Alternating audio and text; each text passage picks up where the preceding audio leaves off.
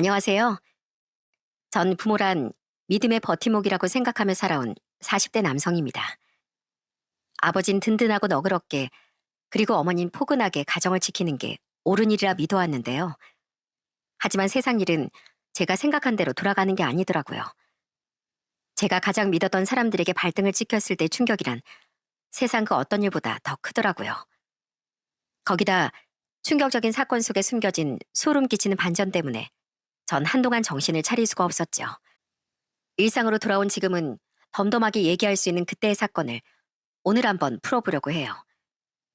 보통 문제가 있는 가정은 아버지가 문제를 일으킨다고 하지만 저희 집은 좀 달랐습니다.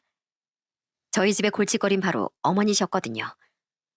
저희 집은 아버지가 오랫동안 기름때 묻어가며 열심히 사업을 일구셨고 그 덕에 넉넉한 형편에서 생활할 수 있었답니다.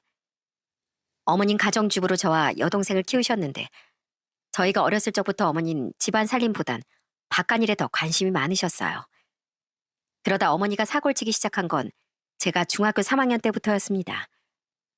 초등학교 졸업할 무렵부터 저희 집안은 조금씩 기울기 시작했어요. 아버지 사업도 잘 되지 않았고 그러다 보니 어머니도 점점 더 밖으로 돌기 시작했습니다. 하루는 전날 저녁 집에서 나간 어머니가 제가 다음 날 학교에 갈 무렵이 되어서야 술에 잔뜩 취한 채 오신 날도 있었어요.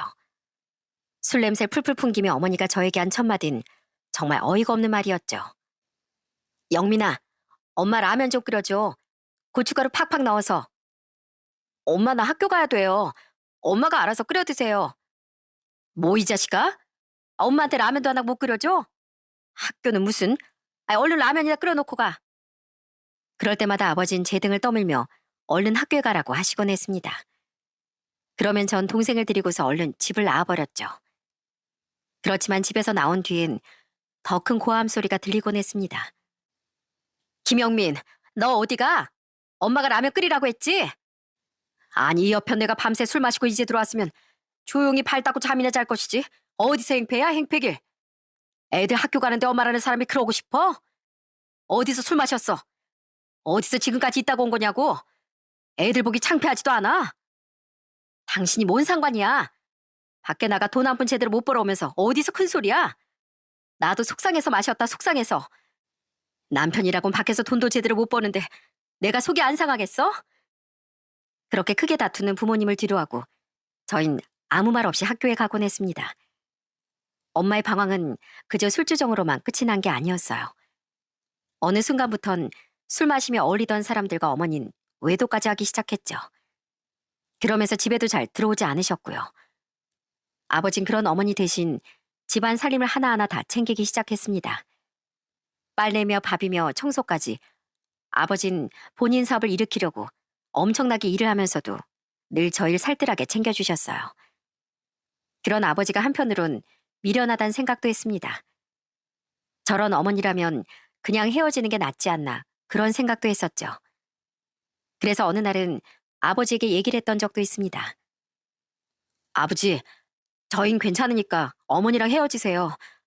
아버지 이렇게 소갈이 하면서 사시는 거 저 못 보겠어요. 동생도 그렇고 저도 그렇고 더 이상 두 분 싸우는 거 보고 싶지도 않고. 그러니까 저희 신경 쓰지 마시고 아버지 하고 싶은 대로 하세요. 괜찮아요. 아버지 너희 어머니랑 안 헤어진다. 네? 왜요? 어머니 집에 안 들어오실 거예요. 밖에서 딴 남자들 만나고 다니는 거 아버지도 다 알잖아요. 근데 왜 안 헤어지세요? 뭐가 됐든 니들 엄마야. 네 엄마랑 헤어지고 나면 아버지랑은 남남이지만 니들은 그래도 계속 엄마잖니. 아버지가 감당해야 할 짐 니들한테 주고 싶지 않아. 아버지는 오로지 저희 두 남매를 위해 어머니의 외도까지 묵묵히 참아주셨던 거죠. 지금은 이혼에 대해 그다지 심각하게 생각하지 않지만 지금으로부터 이 30년 전엔 이혼이라는 게 정말 그 정도로 시선이 좋은 게 아니었거든요. 그러다 보니 아버진 절대 이혼만은 안 된다고 버티셨답니다. 그런 아버지의 노력 덕분인지 시간이 흐르며 어머니도 차츰 가정으로 돌아오셨고 제가 성인이 되었을 무렵부턴 어머니가 정말 가정에 충실하기 시작했습니다. 그때쯤 아버지의 사업도 점점 잘 되기 시작했어요. 물론 사업을 다시 일구기 위해 주변의 도움도 많이 받으셨지만 아버진 정말 열심히 일하셨습니다. 그런 아버지의 모습을 보면서 전 꼭 행복한 가정을 꾸려 저도 아버지처럼 든든한 가장이 되고 싶다는 생각을 했어요. 그런 제가 가정을 꾸리게 된 건 30대 초반이었습니다. 당시 만나고 있던 여자친구와 자연스럽게 결혼 얘기가 나오게 되었고, 그렇게 전 결혼을 하게 되었죠. 초반엔 참 결혼하고 행복했습니다. 행복한 결혼 생활을 하면서 아내는 바로 임신을 하게 되었고, 양가 부모님들은 모두 축하를 해줬습니다. 정말 누구나 꿈꾸는 결혼 생활의 수순대로 잘 흘러가고 있다고 생각했죠. 특히나 어머니와 아내는 서로 죽이 참 잘 맞았어요. 전 아버지를 닮아 평소에 술을 잘 못 마시는데 아내는 주당이었거든요. 그런 아내와 어머니는 종종 같이 만나 술도 한 잔씩 하고 그렇게 정말 친하게 지냈답니다. 누구 생일이나 명절이나 이럴 때면 가족들 중에서도 딱 두 사람, 아내와 어머니만 술을 마실 때도 많았어요. 그러면 둘이서 어찌나 척척 죽이 잘 맞았는지 모릅니다. 어머님, 이거 이렇게 한번 드셔보세요. 엄청 맛있어요. 이렇게 부추랑 고기랑 같이 싸가지고 딱 먹으면 완전 안주로 딱이라니까요. 이렇게 한번 드셔보세요. 자, 오, 그러네. 정말 맛있구나. 역시 우리 며느리가 음식 조합을 잘한다니까. 아유, 나도 우리 며느리 손맛처럼 음식을 잘하면 얼마나 좋아. 난 젊었을 때부터 살림이라곤 영 못했거든. 근데 우리 며느리 살림도 잘해, 술도 잘 마셔. 아주 그냥 내가 부럽다니까, 부러워. 에이, 아무리 그래도 제가 어머님 못 따라가죠. 제가 어머니께 배울 게 더 많거든요. 앞으로 저 잘 알려주세요, 어머님. 그래, 그래. 내가 아주 우리 며느리 넉살에 산다니까. 그렇게 행복하게 지내는 두 사람을 볼 때면 참 뿌듯할 때도 많았습니다. 아버진 여전히 열심히 사업을 일구시며 일을 하셨고, 여동생은 타지로 나가 일을 했었어요. 아무래도 딸인 여동생이 멀리 살다 보니 어머닌 더욱 저희 아내와 자주 만나며 외로움을 달래시곤 했습니다. 그런 어머니의 마음을 누구보다 더 잘 알았던 것도 아내였죠. 저 역시 그런 아내를 보면서 처가에 잘하려고 노력을 했습니다. 처가는 장인, 장모, 그리고 아내의 오빠인 형님이 계셨는데 다들 절 너무 좋아해 주셨거든요. 늘 처가에 갈 때마다 전 항상 환영받는 사위였습니다. 그렇게 화목한 양가 분위기 속에서 저희는 아들을 낳게 되었고 정말 행복한 가정을 잘 꾸렸다고 생각했었어요. 물론 아내가 아이를 키우며 좀 힘들어할 때도 있었죠. 아이가 좀 많이 어렸을 땐 그나마 정신없이 아이 케어만 하다 보니 우울해하진 않았었는데 어느 날 아이가 어린이집에 다니기 시작하면서부터 아내가 좀 울적해할 때가 있었어요. 한 번은 새벽녘에 깨어났더니 아내가 보이지 않는 거였습니다. 그래서 어디 가나 싶어 찾아보니 바로 거실에 그냥 가만히 아내가 앉아있더라고요. 어? 여보, 거기서 뭐해? 아, 당신 깼어? 아니, 나 잠이 안 와서 잠을 다시 잘까 하다가 누웠는데도 도무지 안 와서 그냥 거실에 앉아 있었어. 요새 자꾸 당신 잠 안 온다고 그러네. 무슨 일 있는 거 아니지? 갑자기 왜 그래? 뭐 어디 아파? 아니야. 매일같이 바쁘다가 아이 어린이집 보내니까 갑자기 한가해져서 그런가. 요즘 이런저런 생각이 많이 드네. 당신 얼른 들어가서 자.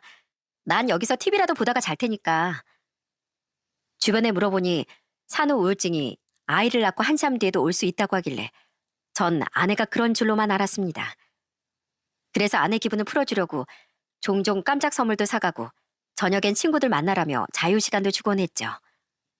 그렇게 소소한 일을 겪으며 저희 부부도 여느 다른 평범한 집안처럼 그렇게 잘 지내고 있었어요. 아니, 잘 지내고 있다고 생각했죠. 그런데 이내 어두운 그림자가 저희 집안에 들이우게 되었답니다. 결혼하고서 4년 후에 저희 집에 청천벽력 같은 소식이 들려왔거든요. 그건 바로 저희 아버지께서 위암에 걸리신 거였어요. 어느 날부턴가 속이 쓰리고 조이는 것 같다며 힘들어하셨던 아버지를 병원에 모시고 가 검진을 받게 되었어요. 그런데 검진 결과 암 판정을 받게 된 거였습니다. 그 사실을 알고서 저희 가족들 모두 아연 실색할 수밖에 없었어요. 그동안 누구보다 든든하고 건강하셨던 아버지셨기에 너무나 급작스런 일이었죠. 모든 가족들이 너무나도 슬퍼했습니다. 그렇지만 아버진 저희와 달랐어요. 암 판정을 받고서 입원 수속을 하며 제가 아버지께 조심히 물었어요. 아버지 괜찮으세요? 괜찮고 말고 의사 선생님이 수술 받자고 하지 않았냐? 가망 없으면 선생님이 수술 받자고 했겠어? 그래도 나을 만하니까 하자고 하겠지. 영민이 넌 걱정하지 마라. 이 아버지 알지? 아버지 오뚜기 같은 사람이야. 넘어져도 금방 일어난다고. 그러니까 아무 걱정하지 말어. 아버지 꼭 살 거다. 네, 아버지. 힘드시면 힘드시다고 하셔도 돼요. 혼자서 너무 참지 않으셔도 된다고요. 이젠 저도 있고 제 아내도 있고. 그래, 이 아버지 곁엔 네 엄마도 있고 너도 있고 우리 며느리랑 손주랑 딸도 있는데 뭐가 무섭겠어. 괜찮어. 이 나이에 안 아픈 사람이 어디 있겠냐. 한 번 이렇게 아프면 아버지 더 오래 살 거다. 아버지 그런 굳건한 의지를 보면서 가족들 모두 슬픔을 꾹 참고 아버지 간병에 돌입을 했습니다. 그렇게 정밀 검사 후 위암 판정을 받고서 수술 날짜 잡고 입원하던 날, 평소라면 아버지 옆에서 꼭 붙어 간병을 할 어머니가 그날은 급한 일이 있다며 자리를 비우셨어요. 그것도 저한테 얘기를 한 게 아니라 아내한테 급하게 말을 하고 어디론가 갔다는 거였어요. 전 그 말을 듣고 너무 황당해 아내에게 물었습니다. 어머니 어디 간다는 말을 안 하셨어? 아니 아무리 그래도 아버지 입원하는 날인데 뭐 급한 일이 있다고 이렇게 횡하니 가버리셨대. 그러게 나도 어머님한테 여쭤봤는데 그냥 급한 일이라고 하시면서 가시던데 당신이 한번 전화해봐. 안 그래도 전화해봤는데 어머니가 전화를 안 받으셔. 진짜 뭐 급한 일이 있으신가? 그땐 그저 어머니가 정말 말 못할 급한 일이 있으셔서 그런가 생각을 했습니다. 그런데 그 뒤로 어머닌 자꾸만 병원에 잘 오시지도 않고 일이 있다며 저나 아내에게 아버지 간병을 맡기시곤 했어요. 하도 어머니가 그러시길래 한 번은 제가 너무 화가 나 어머니께 막 화를 낸 적도 있었죠.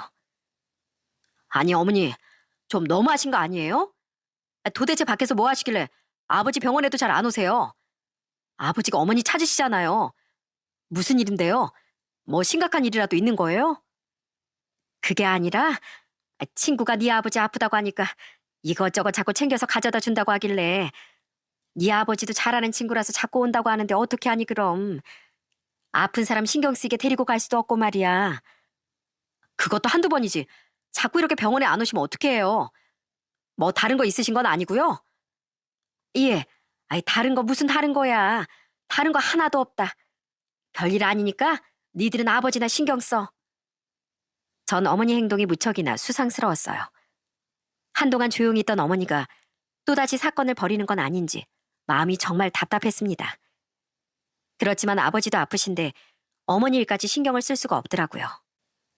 그렇게 아버지 수술은 무사히 잘 마쳤지만 그 후로도 항암은 꾸준히 받아야 했습니다. 수술을 받고 난 후엔 2주 정도 병원에 입원을 했고 그 뒤로 퇴원을 해 집에서 왔다 갔다 하면서 항암을 받기로 했습니다. 처음엔 힘을 내보자며 열심히 항암을 받았지만 항암 받는 게 사실 좀 쉬운 일은 아니더라고요. 한번 받고 나선 아버지가 기운을 못 차리셔서 한 며칠은 내내 힘들어 하시기도 했죠. 그러다 보니 아내가 더 저희 집을 많이 신경 쓰기 시작했습니다.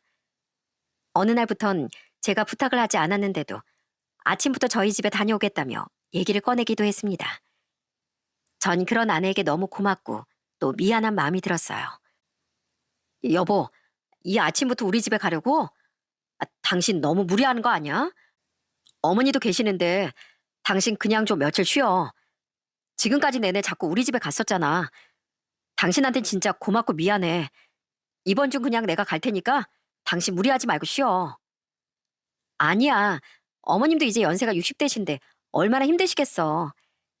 아버님 혼자 간병하는 게 진짜 쉽지가 않거든. 내가 가서 도와드리고 와야지. 못해도 밥은 챙겨드리고 오려고. 다른 사람도 아니고 어머님 아버님인데 내가 가야지. 이제 애도 어린이집 가는데 당신 숨 좀 돌릴만 하니까 이렇게 바빠졌네. 정말 미안해. 내가 회사 휴가 좀 낼까? 휴가는 무슨. 내가 있는데 당신이 무슨 휴가를 내. 괜찮아. 애 어린이집 갔을 때 동안만 잠깐 갔다가 금방 올 거야. 그러니까 당신도 걱정하지 마. 아무렇지 않게 웃으며 말하는 아내를 보면서 전 어떻게 이렇게 천사 같은 아내를 만났을까 너무나 고맙더라고요. 어떤 사람들은 시부모님을 간병하라고 하면 지레 반대하고 벽을 두는 사람들도 있다던데 아내는 오히려 저희 집 식구들을 먼저 챙기려고 했으니 너무 고마울 수밖에 없었죠. 그런데 이상하게 아내가 그러면 그럴수록 어머니는 아내를 점점 불편하게 생각하기 시작했습니다. 원래는 아내랑 둘이서 한잔할 정도로 친하게 지내셨던 어머니였는데 어느 순간부터 아내의 말 한마디 한마디에 좀 신경을 많이 쓰시는 것 같더라고요. 하루는 저와 아내가 아이를 데리고서 본가에 간 적이 있었습니다. 아버지 컨디션도 좀 많이 괜찮아지고 그래서 아이도 보여줄 겸 겸사겸사 들리게 되었죠. 밥을 먹고서 거실에서 TV를 보는데 아내가 드라마 장면을 보면서 한마디를 날리더군요. 그런데 그런 아내의 말에 어머니의 표정이 좀 이상했어요. 어머님, 세상에 어쩜 저럴 수가 있대요. 멀쩡한 가정을 두고 바람을 피다니. 저래서 요즘 남자들이 힘들어요, 힘들어. 밖에서 돈 벌어오면 뭐해요? 아내라는 사람이 저렇게 젊은 남자한테 죄다 갖다 바치는데. 안 그래요, 어머님? 어? 그래. 그러네. 아유, 저런 사람들이 어떻게 저희랑 같이 멀쩡히 숨쉬고 사나 몰라요. 어머님도 혹시 아세요? 주변에 저런 사람 많다잖아요. 설마 제 주변에도 있는 거 아니겠죠? 성실한 남편 두고서 바람난 아내요. 글쎄다. 원래라면 드라마 하나 보면서 진짜 쉴 틈 없이 어머니랑 아내가 계속 티키타카하며 말을 해야 하는데 웬일인지 어머니는 말도 제대로 하지 않고 이내 불편하신지 자리마저 떠버리시고 말았습니다. 그걸 보면서 좀 이상하다는 생각이 들었어요. 아낸 그런 어머니를 보면서도 이상하다는 생각이 안 드는지 그저 깔깔대며 TV를 보더라고요. 그것뿐만이 아니었습니다. 어느 날은 아버지가 항암을 받으시면서 많이 힘들어하셔서 하루 입원을 하시게 됐는데 그날 저녁 어머니랑 저 아내 이렇게 병원 근처에서 밥을 먹게 되었거든요. 그런데 그날 갑자기 뜬금없이 아내가 이상한 말을 꺼내기 시작한 거였어요. 아, 여보, 그거 알아? 요즘은 남편이 아프면 와이프가 옳거니해서 딴 남자 만난다고 그러더라고. 예전에 보통 아내가 아프면 남편이 그런다고 하잖아. 요즘은 세상이 바뀌었나 봐. 남편이 아프면 간병도 안 하고 바람 피우는 사람이 엄청 많대. 에이, 그게 무슨 소리야. 가족이 아프면 어떻게 그런 생각을 하겠어. 당신 드라마를 너무 많이 본 거 아니야? 아니야. 나도 아버님 병원 왔다 갔다 하다 보면 간병인만 두는 사람들 얼마나 많이 보는데. 그죠, 어머님? 그러자 어머니는 갑자기 사례가 들리셨는지 콜록콜록 대면서 당황하시더라고요. 어, 그래. 거봐. 어머님도 아시잖아. 그나저나 우리 어머님은 피부가 어쩜 이렇게 고우세요? 비법 좀 알아야 되겠어요, 어머님. 어머님 피부만 보면 50대 같으신데 어머님 운동도 자주 하시니까 같이 운동하시는 분들이 막 들이대지 않으세요? 아, 어머니 그 탁구장 탁구하러 자주 가시잖아요. 아이, 당신 지금 자꾸 무슨 얘기를 하는 거야?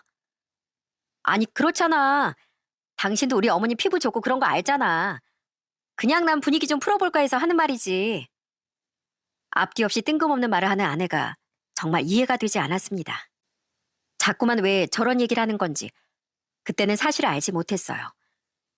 그 뒤로 아버지는 열심히 항암도 받으시며 운동도 하셨지만 사실 컨디션이 빠르게 전으로 돌아오는 건 아니더라고요.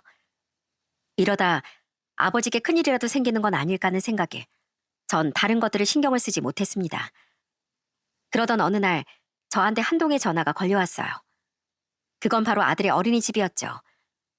분명 하원을 해야 할 시간이 되었음에도 아내가 전화도 받지 않고 연락이 닿지 않아 제 전화로 연락이 온 거였습니다. 한 번도 이런 적이 없어서 전 바로 아내에게 연락을 했죠. 그런데 한참이 지나도 아내가 연락이 되질 않는 거였어요. 결국 어머니께 급하게 연락을 드려 아이 하원을 부탁하게 되었어요. 그로부터 몇 시간이 지난 후에야 아내한테 전화가 왔더라고요. 도대체 몇 시간 동안 연락이 두절될 상황이 무엇인지 전 도무지 이해가 되지 않았죠. 당신 어디야? 어딘데 몇 시간 동안 연락이 안 돼? 어린이집에서 전화 온 거 왜 안 받았어? 어디 갔는데 연락이 안 되냐고. 무슨 일이 있었던 거야? 아니, 그게 난 시간이 이렇게 됐는 줄도 모르고. 어디 갔었는데? 한두 시간도 아니고 벌써 3시간이나 지났어. 어디 갔었어? 대체 뭐 했던 거야? 그게 실은 나 며칠 전부터 어깨 아프다고 했었잖아. 그래서 아는 지인 소개로 마사지 받으러 갔다가 집에 와서 잠깐 잠들었는데 핸드폰 배터리 없는 걸 깜빡했었나 봐. 꺼져 있어서 전화 온 줄도 몰랐어. 진짜 미안해. 뭐? 그러면 미리 얘기라도 하고 가지 그랬어. 난 무슨 일이라도 있는 줄 알고 깜짝 놀랐잖아. 진짜 미안해. 잠깐 잠든다는 게 내가 너무 피곤했나 봐. 여보, 정말 미안해. 아는 진심으로 제게 미안했습니다. 사실 그때쯤 아버지 간병에 어머니 챙기느라 아내도 매일같이 저희 집에 왔다 갔다 했고 아이도 돌보다 보니 자꾸 몸 여기저기가 쑤시고 아프다고 했었거든요. 그런 아내가 하원도 잊을 정도로 잠이 들었다고 하니 한편으론 좀 미안한 생각도 들더라고요. 전 이 일이 그냥 하나의 웃어 넘길 만한 에피소드라고 생각했었거든요. 그런데 진실을 알기까진 그리 오랜 시간이 걸리지 않았습니다. 그로부터 며칠 후 출근하고 얼마 지나지 않아 아내로부터 전화가 왔더라고요. 그런데 아내의 말투가 너무나도 다급했습니다. 여보, 어떻게? 어떻게 하지? 어머님이 쓰러지셨어. 뭐? 어머니가 쓰러지셔? 그게 무슨 말이야? 갑자기 쓰러지시다니. 그게 몰라. 갑자기 쓰러지셔서 지금 구급차 타고 병원 가는 길이야. 당신도 빨리 와, 빨리. 그렇게 전 아내의 갑작스런 전화에 바로 회사 얘기를 하고서 급하게 병원으로 달려갔습니다. 제가 도착했을 땐 어머니 무슨 이유였는지 허리 쪽에 실금이 가서 입원이 좀 필요한 상황이었어요. 그리고선 의사가 상태를 설명해 주시는데 좀 의아한 부분이 있었습니다. 의사 선생님께서 절 조용히 부르시더니 주저하면서 얘기를 하시더라고요. 이게 참 뭐라고 말씀을 드려야 할지. 일단은 좀 환자분께서 허리에 실금도 가셨지만 환자분 보시면 멍든 자국도 있고 또 꽃이 핀 상처가 있거든요. 제가 볼 땐 이게 환자분 혼자 넘어지셔서 그런 게 아니라 타이에 의해서 그런 것 같은데 뭐 다른 일은 없으셨나요? 네? 타이요? 그럼 다른 사람 이렇게 했다는 말씀이신가요? 그럴 가능성이 있습니다. 전형적으로 넘어지셔서 나타난 증상이라고 볼 수 없거든요. 한번 확인해 보시는 게 좋을 것 같습니다. 분명 아내가 어머니 혼자 문지방에 걸려 넘어졌다고 했는데 어머니는 허리만 다친 게 아니라 여기저기 타박상에 이상한 상처들도 가득했습니다. 심지어 어디서 긁혔는지 목 부분에도 긁힌 상처들이 많더라고요. 이게 도대체 무슨 일인가 싶어 아내와 얘기를 나누려고 했는데 딱 보니 아내한테도 엄마에게서 보였던 그 상처들이 보이는 거였어요. 그걸 보고서 전 바로 딱 느꼈죠. 두 사람이 분명 무슨 일이 있었다는 걸 말입니다. 일단은 아내에게 물어보기 전에 먼저 어머니를 좀 만나야 되겠다는 생각이 들었어요. 그렇게 병실로 들어가자 잠드셨던 어머니가 깨어나셨습니다. 그런데 어머니가 절 보자마자 눈물을 펑펑 쏟으며 얘기를 하시더군요. 전 어머니 입에서 나온 얘기를 듣고 그 자리에서 주저앉을 수밖에 없었어요. 아들, 영민아, 난 네 처 무서워서 못 살겠다. 못 살겠어. 네? 어머니 그게 무슨 소리세요? 저희 아내가 무섭다뇨. 그게 무슨 소리냐고요? 아휴, 다 저것 때문이야. 저게 아주 그냥 날 싹 다 벗겨먹으려고 그래가지고 이 사단이 난 거야. 뭐라고요? 어머니 지금 뭐라고 하시는 거예요? 좀 자세히 제대로 얘기 좀 해보세요. 영민아, 엄마가 잘못했다. 엄마가 다 잘못했어. 그러니 네 처 좀 어떻게 좀 해봐라. 전 어머니의 말을 전혀 이해할 수가 없더라고요.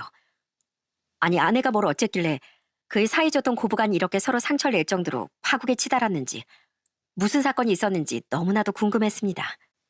어머니 무슨 일이신데요? 무슨 일인지 알아야 저도 아내랑 얘기를 해보죠. 뭔데요? 무슨 일인데요? 실은 말이다. 내가 다른 남자 만나는 걸 네 처가 보고서 나한테 돈을 받아갔어. 네? 뭐라고요? 다른 남자 만나셨다고요? 어머니, 어떻게, 어떻게도 그런 짓을, 그리고 돈을 받아간 건 또 뭔데요? 그게 네 처가 너랑 네 애비한테 말한다길래 내가 조용히 아무 말 안 하면 다 정리할 테니까 돈 받고 제발 조용히 해달라고만 했더니만 네 처가 그 돈을 받더라고. 난 그걸로 끝인 줄 알았는데 그게 아니었어. 그 뒤로도 자꾸 500만 원, 1000만 원 이렇게 계속 달라고 하는데 도저히 안 되겠다 싶어가지고 오늘 찾아가서 따지다가 이 사달이 난 거야. 미안하다 영민아. 어머니 말을 듣고서 전 정말 머리가 띵하고 아무런 생각도 들지 않았습니다. 어머니가 또 바람이 난 것도 충격적이었지만 아내가 어머니에게 계속해서 돈을 갈취했다는 게 너무나도 충격적이었어요. 어머니의 말을 들어보니 지금까지 벌써 수천만 원이라는 돈을 어머니에게서 가지고 간 건데 도대체 그 돈을 가지고 뭘 한 걸까 싶었습니다. 그리고 전 모든 사실을 알고서 아내를 불러 얘기를 했어요. 처음에 아낸 처가 핑계를 대더군요. 당신 우리 어머니한테 다 들었어. 그 돈 가지고 뭐 하려고 그런 거야? 아니 대체 어머니한테 왜 그랬던 거냐고. 도대체 돈 받고 뭐 했어? 어? 여보, 그게 있잖아. 사실은 우리 오빠가 좀 사정이 안 좋다길래 그래서 내가 좀 도와주다 보니까. 뭐? 형님이 왜? 뭐가 안 좋으신데? 어? 그게 뭐 어디 투자하다가 잘못됐나 보더라고. 그 새언니 알면 큰일 난다고 해서 난 그냥 그런 생각에. 미안해. 진짜 미안해, 여보. 아무리 그래도 그건 아니지. 어떻게 어머니 협박해서 그 돈을 받아내? 당장 형님한테 연락해서 그 돈 다시 받아. 그리고 어머니한테도 돌려드리고. 어? 아니, 그걸 어떻게 다시 돌려받아. 당신이 못하겠으면 내가 직접 전화해서 말할게. 그런데 제가 이렇게 말하자 그때부터 아내는 안절부절하기 시작했습니다. 그런 아내의 모습을 보면서 왠지 진실은 따로 있을 것 같다는 생각이 들더라고요. 그래서 전 바로 아내에게 핸드폰을 열어보라며 얘기를 했습니다. 당신 뭐야? 당신 지금 바로 핸드폰 열어봐. 당신 나한테 말 못한 거 더 있지? 뭔데? 뭐냐고? 솔직하게 얘기해. 뭘 말을 못해? 그런 거 없어 나. 그래? 그럼 당장 핸드폰 이리 줘. 내가 뭐 좀 확인해야 되겠으니까. 무슨 핸드폰까지 봐. 아무리 부부라도 개인 프라이버시 지켜줘야 하는 거 아니야? 그건 잘못한 거 없을 때는 그런 거고. 이미 사단이 벌어졌는데 프라이버시고 나발이고 지금 그거 따질 때야? 뭔데? 당신 숨기는 거 있으면 제대로 말해. 없으면 핸드폰이라도 당당히 보여주던가. 아니 그게 뭐냐고 대체. 나중에 들키고서 더 큰 사단 만들지 말고 지금 얘기하라고 지금. 그때였습니다. 갑자기 아내가 제 앞에 무릎을 꿇더니 엉엉 울며 애걸복걸 빌기 시작했어요. 전 아내가 왜 저러는지 너무나 당황스러웠습니다. 그리고 아내 입에선 정말 충격적인 얘기가 흘러나왔어요. 여보, 내가 진짜 잘못했어. 내가 정말 미쳤었나 봐. 내가 한동안 미쳐서 정신을 놓았나 봐. 정말 미안해. 뭐야, 당신 뭐 다른 거라도 있는 거야? 뭔데? 대체 뭐냐고? 그게 실은, 아니 난 안 하려고 그랬는데 친구가 자꾸 한 게임만 해보자고 자꾸 꼬시는 통에 난 안 그러려고 했는데 난 그저 한 번만 재미로 하다가 나오려고 했는데 한 게임이 두 게임이 되고 그러다 보니까. 뭐라고? 그럼 당신 지금 노름을 한다는 거야? 네, 그렇습니다. 충격적이게도 아내는 친구의 게임에 빠져 노름을 하고 다닌 거였어요. 전 주부도박단이 진짜 TV에나 나오는 이야기라고 생각을 했었거든요. 그것도 아주 오래전 이야기라고 생각했었고요. 그런데 지금도 여전히 알게 모르게 행해지고 있다는 걸 알고선 정말 충격에 빠질 수밖에 없었죠. 생각해보니 아내가 이상한 모습을 보인 건 아마 그때부터였던 것 같아요. 저희 아버지 암 판정을 받기 얼마 전부터 아내는 저녁에 혼자 술을 마실 때가 종종 있었거든요. 그때 아내에게 물었을 땐 그저 잠이 오지 않아 그렇다고 했었거든요. 그런데 진실은 따로 있었던 거였습니다. 아내는 그동안 모아둔 돈들을 싸그리 그 노름을 하면서 다 잃었던 거였어요. 심지어 아내는 사채까지 쓰면서 거기에 빠진 거였고요. 아내한테 온 메시지들을 보다 보니 진짜 어마어마하더라고요. 사채를 한번 쓰니까 거의 매일같이 독촉 전화의 메시지에 엄청나게 쏟아지는데 그 스트레스 때문에 아내가 잠도 못 이루고 힘들어했던 거였죠. 그런 와중에 아내가 우연히 백화점을 지나가다가 어머니가 불륜남과 스킨십을 하며 가고 있는 장면을 목격한 거였어요. 그런 아내가 어머니께 저와 아버지에게 모든 사실을 말하겠다고 하니 어머니는 아내 입막음을 하고자 1,000만 원을 제시한 거였고 아내는 그걸 덥석 그 돈을 받은 거였습니다. 그러더니 아내가 저한테 울며불며 하는 말이 얼마나 기가 막혔는지 아세요? 여보, 사실 어머니 바람난 거 당신한테 다 얘기하려고 했어. 진짜야. 어머니가 그런 거 당신 알면 충격받을까 봐 나 진짜로 말하려고 했는데 그때 딱 사채 때문에 압박받다 보니까 내가 한순간에 눈이 돌았나 봐. 정말 미안해, 여보. 뭐? 그럼 그 다음에 받은 돈은 뭔데? 그 다음에 왜 또 돈을 받았냐고. 그게 빚은 어느 정도 갚아도 모아둔 돈은 채워놔야 할 것 같아서, 그래야 당신이 모를 것 같아서, 그래서 어머니한테 또 받은 건데, 그게 모자라니까 한 번만 더 하면 채워질 줄 알고, 그래서 더 했다가 날려서 또 받고. 뭐? 지금 그걸 말이라고 해? 당신 진짜 제정신이야? 어디서 할 게 없어서 밖에서 그딴 짓이나 하고 돌아다녀? 당신 그럼 저번에 우리 아들 하원도 안 시키고 정신없이 전화도 안 받았을 때도 그랬던 거야? 어떻게 엄마라는 사람이 그런 짓을 해? 여보, 미안해. 내가 정말 잘못했어. 내가 진짜로 잘못했다고. 내가 이렇게 싹싹 빌게. 내가 어떻게든 돈 벌어서 그 돈 다 갚을 테니까 제발 용서해줘. 용서? 내가 당신을 어떻게 용서해? 당신같이 무서운 여자를 어떻게 내가 앞으로 믿고 살 수가 있냐고. 언제 다시 그 난리를 피울 줄 알고 내가 어떻게 안심하고 살겠냐고. 당신이라면 그럴 수 있겠어? 당신이라면 내가 그랬으면 참고 용서해 줄 수 있겠냐고. 어떻게 사람을 이런 식으로 배신해? 나 절대 용서 못해. 절대 당신 용서 못한다고. 전 그렇게 제 발을 잡고 애원하는 아내를 뿌리치고 본가를 향했습니다. 이 사실을 빨리 아버지께 얘기를 드려야 할 것 같았거든요. 아무리 아버지가 투병 중이라고 해도 이대로 지나가선 안 된다고 생각이 들었습니다. 천만다행으로 아버지 컨디션도 크게 나쁘지 않은 상황이었고 항암도 어느 정도 받았던 상태였기 때문에 말을 해도 괜찮을 거라고 생각했어요. 그렇게 아버지까지 모든 사실을 아시고서 저희 집은 아주 난리가 났습니다. 여동생은 앞으로 어머니가 없다 생각하고 살겠다며 선언했고 아버진 바로 어머니를 쫓아내고 말았어요. 그리고서 아버진 어머니의 상간남 정체를 알아냈습니다. 그 상간남이 누구였는지 아시나요? 바로 어머니가 그렇게 자주 가시던 탁구장 사장님이었어요. 아내가 왜 자꾸 탁구장 얘기를 꺼냈나 했더니 어머니가 만나던 상간남이 그 사람이었기 때문이었죠. 아버지와 전 그 사실을 알자마자 탁구장으로 바로 달려갔습니다. 역시나 그 상간남은 아버지가 왜 달려왔는지 단박에 눈치를 챈 것 같더라고요. 저를 보자마자 사람들 사이로 쏙쏙 숨는데 진짜 그 꼴이 얼마나 우습든지 저런 사람이랑 바람이 난 어머니도 참 한심하다 싶더라고요. 저희 아버진 탁구장이 떠나가라 소리를 치셨습니다. 여기가 그 회원들 꼬드겨서 불륜 저지른다는 그 탁구장이요?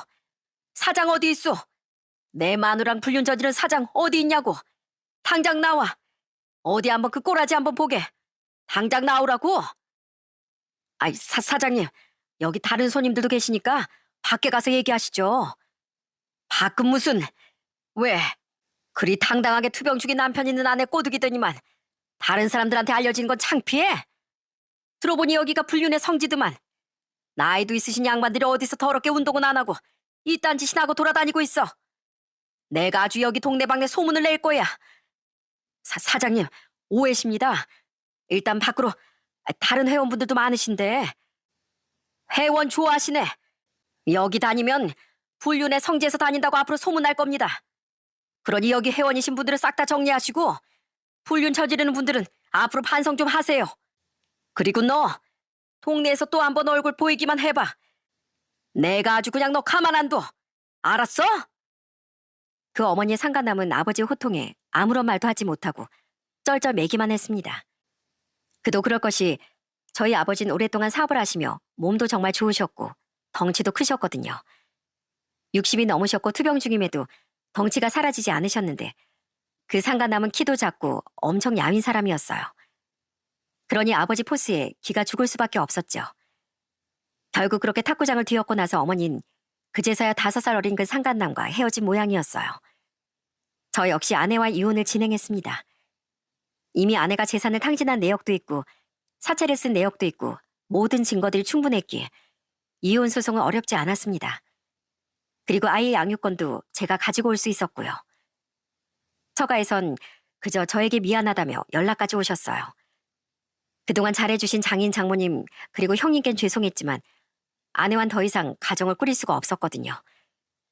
사실 저도 그동안 아내가 얼마나 잘했는지 알기 때문에 마음이 처음엔 좀 많이 흔들렸습니다. 그런데 이게 진짜 중독이라는 게 참 무서운 거더라고요. 이혼 판결을 받고 나가는데 아내가 절 딱 붙잡았습니다. 솔직히 그때 전 아내가 또 매달리려고 그러는가 보다 생각을 했었어요. 그런데 그때 아내 입에서 나온 말은 전혀 예상치도 못한 말이었죠. 여보, 나 돈 없는데 20만 원만 줄 수 있어? 뭐? 지금 이 상황에서 돈 달라는 소리가 나오냐? 아니, 당장 생활비도 없고 그래서 너 알바한다며. 그 돈 어디 쓰고 나한테 또 돈을 달래? 또 너 카드니 뭐니 한 거야? 그러자 아내는 제 말에 아무런 대답도 하지 못했습니다. 역시나 아내는 그 이혼하는 와중에도, 가정이 깨지는 와중에도 손장난을 그만두지 못했던 거였죠. 그 모습을 보면서 얼마나 기가 막히던지 처음으로 이혼을 잘했구나 하는 생각이 들 정도였다니까요. 야, 너 진짜 정신 안 차릴래? 이 와중에 그딴 짓 하고 싶어? 내가 너랑 이혼한 걸 이렇게 잘했다고 생각할 줄은 꿈에도 몰랐다. 제발 우리 인생에 피해 주지 마. 네 인생 네가 말아먹는 거 그렇다 쳐도 우리 인생, 우리 아들 인생에 끼어들면 나 가만 안 둘 거야. 알았어? 결국 전 그런 아내를 뒤로하고 법원을 나와버렸답니다. 정말 기가 차서 말도 안 나오더라고요. 제가 그냥 한번 속았다 치고 넘어갔더라면 그 끔찍한 일을 또 당했을 거라고 생각하니 천만 다행이다 싶었죠. 그리고 그날 이후 전 아버지를 모시고 살게 되었어요. 아버진 그 뒤로 몇 번의 항암을 더 받게 되었고 점점 건강을 되찾으셨답니다. 처음엔 아버지도 충격을 많이 받으셨는지 좀 힘들어 하시긴 했는데 저와 아들이 집에 들어가면서 그래도 활기를 많이 되찾으시더군요. 저 역시 믿었던 아내의 배신에 충격이 참 컸습니다. 정말 사람을 어떻게 믿어야 할지 모르겠더라고요. 그래도 어떻게든 이겨내려고 정말 많이 노력을 했어요. 중간중간 전 아내에게서 연락이 왔던 적도 있었습니다. 그런데 여전히 전 아내는 그 손버릇을 고치지 못했더라고요. 여보, 우리 아들 잘 크고 있어? 미안해. 내가 우리 아들 보러 가야 되는데. 보러 올 생각하기 전에 양육비나 먼저 보내고 얘기해. 지금까지 한 번 보낸 적도 없으면서 지금 뭐 하자는 거야? 왜 전화했어? 뭐 미안하다는 말 하려고 전화한 거야? 그게 여보, 나 50만 원만 빌려줘. 그 돈 빌려주면 내가 일주일 내로 금방 밀린 양육비도 다 갚을게. 넌 여전하구나. 네가 무슨 타짜인 줄 아니? 야, 정신 좀 차려. 애 보고 싶으면 네 그 못된 버릇이나 싹 다 고치고 와. 그러기 전에 나 절대로 애 못 보여주니까. 알았어? 여전히 돈 달라면 그거라는 전 아내의 전화를 받을 때면 정말 속이 터지고 문드러질 때도 많았습니다. 그래도 버티고 버티며 지내다 보니까 어느새 저도 일상으로 돌아오게 되더군요. 지금은 아버지가 건강을 되찾으셔서 사업장을 다시 운영하고 계세요. 한동안 수입도 없어서 좀 힘들어 하셨는데 역시나 아버지가 그간 흘린 땀과 노력이 금방 빛을 보더라고요. 거래도 많이 늘어나 오히려 아버지가 투병하시기 전보다 사업이 더 잘 되고 있답니다. 반면 어머니는 혼자 작은 단칸방을 얻어서 지내고 계시는데 아주 쓸쓸한 노후를 보내고 계시죠. 여동생도 아예 어머니를 사람 취급도 하지 않고 인연을 끊었고 아버지 또한 어머니 안부조차 궁금해하지 않으세요. 전 간간히 어머니가 하는 연락만 받을 뿐 어떠한 지원도 안 하고 있고요. 그리고 전 아내 역시 아직도 중독에서 벗어나지 못한 채 처가에서도 쫓겨나 힘든 삶을 살고 있다더라고요. 어떻게 재벌은 남 못 준다더니 삶을 망가뜨리는 버릇을 왜 다들 고치지도 못하는지 알 수가 없네요. 어머니가 불륜을 저질렀던 그 탁구장은 얼마 전에 가보니까 문을 닫았더라고요. 아마 동네 방네 소문이 날 대로 났으니 제대로 운영도 하지 못했을 겁니다. 비록 저희 가정은 이렇게 허무하게 무너져 버렸지만 앞으로는 아버지를 잘 모시고 살면서 여동생과 저 아들 이렇게 네 식구 행복하게 잘 살아보려고 합니다. 가족이란 이름으로 배신을 할 수도 있지만 또 가족이 있기에 지금의 삶을 더 굳건하게 지킬 수 있는 것 같네요. 어떻게든 가족을 지키려고 했던 아버지처럼 저 역시 지금의 사랑하는 가족들을 끝까지 지켜낼 겁니다. 살다 보면 참 어떻게 나한테 이런 일이 있을 수가 있지 싶을 정도로 황당하고 힘든 일이 종종 벌어지는 것 같습니다. 저에게 이런 사건이 일어나는 것처럼 이 사연을 들으시는 여러분들께도 예상치 못한 사건들이 벌어질 때도 있잖아요. 그럴 때마다 정말 하늘이 원망스럽고 너무 힘든 것 같습니다. 저도 매일같이 술만 마시고 하루를 보낼 때가 많았는데 지금 지나고 와서 보니 그 시간이 좀 아깝더라고요. 물론 슬퍼하고 좌절하는 시간을 충분히 갖는 것도 중요하지만 금세 후를 털고 일어나는 것도 정말 중요하다고 생각합니다. 만약 저처럼 힘든 사건으로 괴로워하시는 분이 계시다면 전 그냥 묵묵히 그분들 어깨를 토닥여주고 싶네요. 그 힘듦을 이겨내는 건 솔직히 자기 자신밖에 없더라고요. 옆에서 아무리 도와주고 힘내라고 응원을 해줘도 정작 이겨내는 건 본인 자신이거든요. 그러니 여러분들도 너무 힘들어하지 마시고 자리에서 후를 털고 일어나 앞만 보면서 한번 달려가 보시는 건 어떨까요? 여러분들의 힘찬 새로운 시작을 전 응원하겠습니다. 제 이야기는 여기서 끝이에요. 주변에 제대로 털어놓지 못하다 보니 속이 답답하고 가끔씩 울컥할 때도 있었는데 이곳에 제 사연을 털어놓다 보면 마음의 상처도 극복할 수 있을 것 같다는 생각이 들어 사연을 적어봤네요. 다른 사람들과 이렇게 상처를 공유하는 것만으로도 치료가 된다고 합니다. 그래서 지금까지 제 이야기를 들어주신 분들에게 정말 진심으로 감사드려요. 여러분들의 앞날은 늘 항상 행복하고 밝으시길 바라겠습니다. 모두들 행복하세요.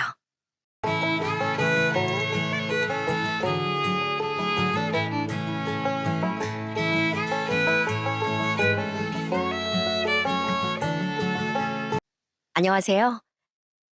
막다른 길에 내몰려 큰 위기를 겪다가 기적적으로 은인을 만난 40대 김윤정이라고 합니다. 흔히들 위기는 또 다른 기회라고 하죠. 하늘이 무너져도 솟아날 구멍이 있다고 제가 정말 궁지에 몰려 더는 해결할 방법이 없을 때 운명처럼 절 구해줄 은인이 나타났습니다. 그 은인 덕분에 그 모든 어려움을 극복하고 지금처럼 당당하게 살 수 있었고요. 아마 여러분도 들으시면 깜짝 놀라실 겁니다. 대체 제게 어떤 기적 같은 일이 일어났는지 지금 바로 말씀드릴게요. 어릴 적 저희 집은 소위 말하는 돈 꽤나 있는 집이었습니다. 아버지께서 중소기업을 크게 운영하셨는데 사업 규모가 거의 대기업과 맞먹을 정도로 잘 나가는 사업가셨어요. 덕분에 유년 시절에 전 2층 단독주택에 살았고 집에 아버지 운전기사는 물론 개인 비서까지 상주해 있었답니다. 부모님은 이런 환경 때문에 저희 자매가 거만해질까봐 걱정도 하셨어요. 그래서 아버지 덕분에 갖게 된 많은 돈이 쉽게만 번 돈이 아니라는 걸 항상 인지시켜 주셨죠. 엄마에게도 많은 사람이 사모님이라 부르며 떠받들었지만 엄마는 꼭 직접 시장을 보시며 꼭 감사하다는 인사를 잊지 않던 분이었죠. 유복한 환경과 선량하고 자상하신 부모님, 저를 지켜주는 많은 사람 속에서 저는 그 행복이 영원할 줄 알았습니다. 하지만 어느 날 밤 아버지의 다급한 전화 소리를 듣고 그 행복이 언제든 깨어질 수 있다는 걸 깨달았죠. 그게 불과 제가 10살 때 일이었답니다. 조금만 더 시간을 주세요. 제가 어떻게든 부도만을 막아보겠습니다. 저희 회사에 딸린 직원들이 몇 명인 줄 아세요? 회사 부도나면 저뿐 아니라 그 사람들도 다 죽습니다. 어느 날부터 아버진 언성을 높여가며 어딘가로 전화를 하셨고 가끔은 늘 향수 냄새만 나던 아버지께 술 냄새가 짙게 배어 있었어요. 그렇게 의리의리하게 부자였던 저희 집도 한순간에 무너져 내린 거였죠. 저희 집에 그렇게 많던 아저씨 아주머니들은 어느 날부터 한두 명씩 보이지 않았고 마지막까지 비서 아저씨 한 분만이 남아 계셨던 것 같아요. 엄마, 기사 아저씨 어디 가셨어? 우리 이제 학교 가야 되는데 걸어가야 돼? 오늘부턴 걸어가야 돼. 엄마랑 같이 가자. 윤정이 엄마랑 산책하는 거 좋아했지? 오늘부턴 산책 실컷 하면서 학교 가자고. 기사 아저씨들이 모두 떠나고 나자 오히려 엄마와 보낼 수 있는 시간이 훨씬 많아졌습니다. 전 그때 너무 어려서 오히려 더 좋아했던 것 같아요. 물론 엄만 저를 등교시키고 친척집을 전전하며 돈을 꾸러 다니셨지만요.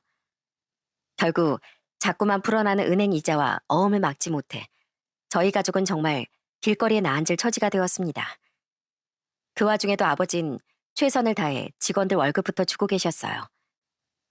그러다 얼마 뒤 부모님이 가진 모든 재산까지 처분했지만 회사는 최종 부도 처리가 되었고 아버지가 평생을 일구신 회사는 고스란히 남의 손에 넘어가게 되었습니다.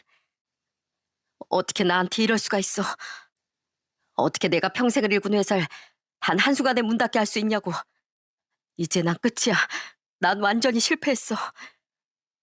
언제나 단정하고 깔끔하셨던 아버진 그날 이후로 완전히 다른 사람이 되었어요. 늘 술, 담배 쩔어 계셨고 신세를 비관하며 알 수 없는 말만 중얼거리셨죠. 난 실패했어. 나 때문에 우리 가족도 끝장났어. 이제 우리 딸들은 어떡하지? 이제 겨우 초등학생인 애들을. 그때 아버지는 너무나 좌절한 나머지 아주 몹쓸 생각을 하고 계셨나 봅니다. 아버진 부도가 나고 1년쯤 지난 봄 스스로 생을 놓으셨습니다. 그때가 제가 11살 되던 해였어요. 나하고 애들만 두고 이렇게 당신 혼자 가면 어떡해. 우리 다시 잘해보기로 했잖아. 나라도 나가서 뭐든 해보겠다고 했는데 그걸 못 기다렸어? 이 잔인한 사람아. 이 어린애들을 두고 어떻게 혼자서만 눈을 감았어? 엄마, 엄마 울지 마. 아빠 어디 갔어? 아빠 멀리 간 거야? 왜? 그때 전 그저 아빠가 다신 돌아올 수 없는 먼 곳으로 떠났다는 것만 알고 있었습니다. 그렇게 아버지의 장례식이 치러졌고 빈손 한산하기만 했어요. 생전에 아빠가 여러 사람에게 도움을 주셨는데 말이죠. 그나마 몇 명 되지 않는 조문객이 오셔도 엄마가 큰 소리를 내며 싸우기 바빴습니다. 여기가 어디라고 와. 당신네 어려울 땐 제발 도와달라고 그렇게 매달리더니 내 남편이 이런 선택할 때까지 당신들은 단 한 번도 만나주지 않았잖아. 내 남편 돈 빌려갈 땐 간도 쓸개도 빼줄 것처럼 굴었으면서 부도 소식 듣자마자 당신들 전부 나 몰라라 했지? 그런데 무슨 자격으로 여길 와? 왜 이래요? 우리도 대표님 가시는 길에 마지막 예의를 갖추러 온 겁니다. 막말로 부도 난 게 우리 때문이에요? 그때 엄마 말론 그 사람들은 아버지를 이용해 먹을 줄만 알던 못된 사람들이래요. 그 말을 하면서 엄마의 눈빛이 얼마나 공허해 보이던지 전 자꾸만 칭얼거리는 여동생의 입을 조용히 틀어막을 뿐이었습니다.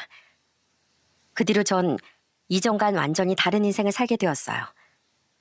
초중고등학교 때 모두 학원 한 번 다니지 못했고 심지어 고등학교 때 나이를 속여가며 몰래 아르바이트를 해야 했습니다. 그 전까지 사모님 소리만 듣고 사시던 엄마도 청소일, 식당 일을 가리지 않고 죽어라 돈만 벌어야 했고요. 하지만 엄마와 저 둘 다 몸을 갈아가며 일했는데도 통장에 남는 건 빚뿐이더라고요. 엄마, 많이 힘들지? 그래도 나 이제 고등학교 졸업하니까 바로 취업할 수 있을 거야. 그러면 월급도 지금보다 훨씬 더 받으니까 엄마 조금 쉬어도 돼. 우리 딸이 어릴 때 공부 참 잘했는데 대학도 못 보내줘서 어떡하지? 엄마가 미안해. 아니야, 왜 그런 소리를 해. 대학은 나중에 돈 모아서 가면 되지. 난 괜찮아. 오히려 빨리 졸업해서 돈 많이 벌고 싶은데? 하지만 제가 아무리 웃으며 말해도 엄마의 마음의 병은 깊어져만 갔습니다. 어머님 그때야 제가 20살이 됐음으로부터 시름시름 앓으며 자리에서 일어나질 못하셨어요. 아무리 병원에 가봐도 스트레스가 원인이라는 소리만 들었습니다. 윤정아, 엄만 괜찮어. 엄만 우리 딸이 너무 어린 나이부터 무거운 책임감을 지게 된 것 같아. 그저 미안할 뿐이야. 혹시 너만 괜찮으면 다음 생에도 엄마 딸로 태어나주면 안 될까? 그땐 정말 좋은 엄마가 돼줄게. 아니야, 엄마. 다음 생엔 꼭 엄마가 내 딸로 태어나줘. 그러면 내가 정말 공주처럼 사랑만 주면서 키울게. 지금도 이 다음에도 내가 정말로 사랑해, 엄마. 아마 엄마에겐 이 생이 너무 버거우셨나 봐요. 엄만 원인 모를 병으로 계속 자리를 보존하시다 제가 21살이 되던 해 아버지 곁으로 떠나고 말았습니다. 아버지의 엄마마저 떠나보내고 전 정말 세상에 혼자가 된 것 같았어요. 하지만 제겐 제가 끝까지 지켜야 할 여동생이 있었답니다. 민정아, 내가 어떻게든 너 대학 보내줄게. 그러니까 넌 공부만 열심히 해. 돈 걱정은 하지 말고. 언니 미안해. 난 아직 어리고 할 줄 아는 것도 없어서 언니처럼 아르바이트도 못하네. 대신 나 진짜 열심히 공부할게. 그러면 장학금이라도 받을 수 있을 거야. 전 저대로 대학을 포기하고 공장에서 일하며 돈을 벌기 시작했고 여동생은 밤낮으로 공부하며 장학금을 받기 위해 코피를 쏟았습니다. 그렇게 시간이 흘러 마침내 동생이 대학에 붙었다는 연락을 받던 날 전 공장 탈의실에서 작업복을 입은 채 울음을 터뜨리고 말았어요. 언니, 나 합격했어. 나 2년 동안 장학금도 받을 수 있대. 내가 더 열심히 해서 4년 장학금까지 받았어야 했는데 미안해. 그게 왜 미안해. 2년 장학금이 얼마나 대단한 건데. 너무너무 축하해, 내 동생. 정말 장하다. 하늘에서 엄마 아빠도 기뻐하고 계실 거야.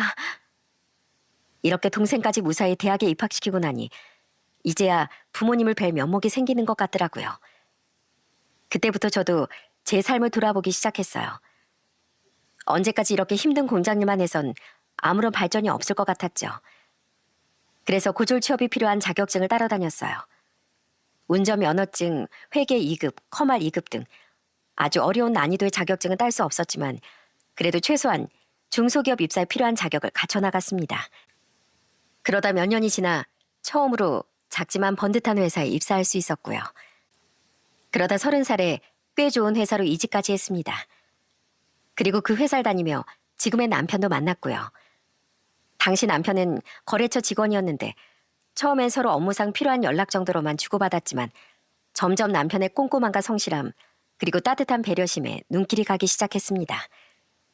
남편은 항상 상대방을 존중하며 의견을 조율했고 제가 고졸이라고 무시하거나 얕보는 법이 없었어요. 프로젝트도 다 끝났으니까 하는 말인데 김주인님의 최대 장점은 매사에 제 말을 경청해 주시는 거예요. 아무리 협력사라도 각자 의견만 주장하기 바쁜데 김주임님이랑 일하면서 일 외적으로 스트레스 받은 적이 한 번도 없네요. 정말요? 저도 하대리님께 그렇게 느끼고 있었어요. 사실 저 학벌 안 좋다고 무시 많이 받거든요. 근데 하대리님이 제 이야기를 워낙 잘 들어주셔서 저도 참 감사했네요. 남편도 저도 성향이 꽤 잘 맞는 편이라 큰 문제 없이 협업을 잘 끝낼 수 있었답니다. 그 일을 계기로 저흰 몇 번 사적으로도 연락을 주고받게 되었고 누가 먼저랄 것도 없이 서로 마음이 통해 연인 사이가 되었죠. 연애 초반 남편은 제 가정사를 알고 먼저 부모님 납골당에 가자며 제 손을 이끌어준 고마운 사람이었죠. 내가 윤정이 부모님을 직접 뵙지 못하지만 잠들어 계신 곳이라도 가서 인사드리고 싶어. 윤정이 널 이렇게 바르고 강하게 키워주셔서 감사하다고 말이야. 오빠랑 같이 가면 우리 엄마 아빠가 참 좋아하실 것 같아. 이제야 사윗감을 데려왔냐며 흐뭇해하실걸? 전 난생 처음으로 남자친구였던 남편의 손을 잡고 부모님 앞에 인사드렸습니다. 남편은 제게 부모님 기일을 묻더니 그 이후로도 꼬박꼬박 기일을 챙기더라고요. 이렇게 모든 게 순탄하게만 흘러갈 줄 알았지만 막상 결혼을 준비하려고 하자 현실의 벽이 얼마나 높은지 여실히 느꼈습니다. 우선 제일 걱정했던 시댁 식구들과 만남은 예상보다 수월했습니다.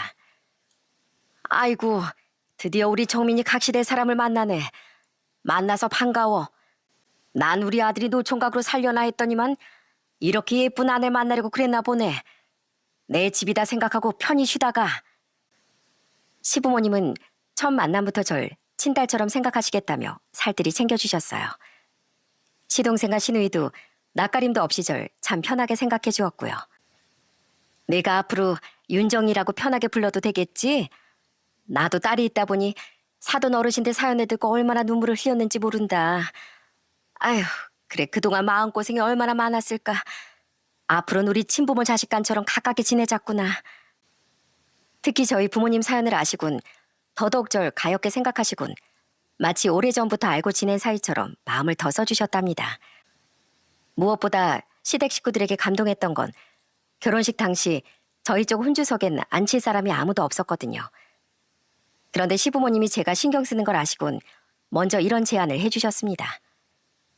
세아가, 우리가 생각해봤는데 신부 측 혼주석에 말이다. 우리 식구 중에 친척 어른 몇 분을 대신 앉혀드리면 어떠냐? 너만 괜찮다면 그렇게 하는 게 좋을 것 같구나. 네가 민망하지 않게 우리가 다 챙길 테니까 넌 아무 걱정할 필요 없다. 그렇게 해서 결혼식 때 시댁 쪽 큰아버지 큰어머니가 제 친정 쪽 혼주석에 앉아주시며 하객들이 이상하게 생각하지 않게 든든히 자리를 채워주셨습니다. 전 그 모습을 보고 눈물이 핑 돌았어요. 그렇게 전 새로운 가족을 만나 텅 비어있던 제 삶을 다시금 채워가는 듯 했습니다. 그래서 남들이 힘들다고 그렇게 말리는 시집살이도 제가 먼저 하겠다고 자처했어요. 여보, 어머님 아버님만 괜찮으시면 우리 시댁으로 들어가는 건 어때? 괜히 나와 살아봐야 돈도 못 모으고 그리고 나 어릴 때부터 가족들이 북적이는 집이 너무 부러웠거든. 당신 정말 괜찮겠어? 시부모님 모시고 사는 게 쉽지만은 않을 텐데 혹시 나 때문이면 그러지 않아도 돼. 아니야. 정말 내가 좋아서 말하는 거야.